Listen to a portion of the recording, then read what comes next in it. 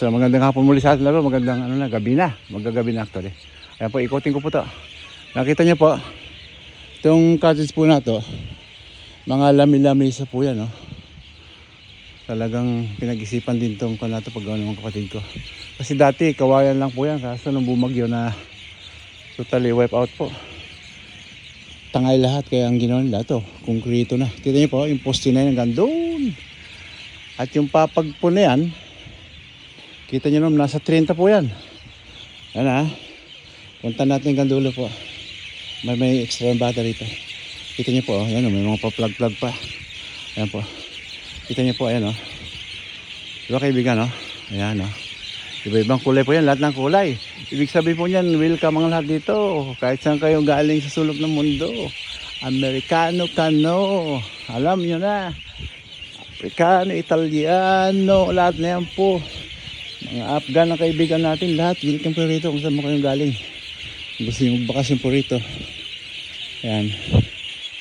Kung gusto nyo magbakasyon po rito, ito pwede po rito.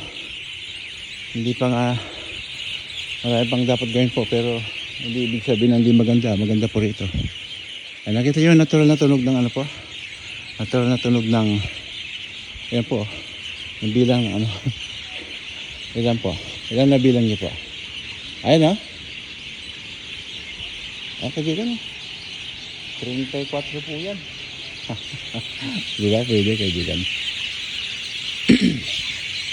Maraming ibon dito na tumutunog. Ayan kaibigan. Ayan. Sige po. Ayan. Alam po, nag-migrate lang yung mga kwan dito po eh. Mga itim na nanggagaling sa ibang lugar. Pagdating ng hapon, gustong-gusto nila rito eh. Para may taglay something dito eh.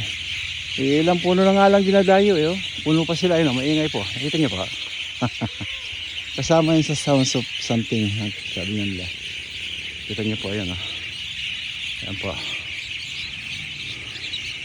Ito nga kaibigan. Ayan. Ayan. Inig niyo? Kaibigan, inig niyo, no? Ayan po. Ayan. Ayan po. Ayan.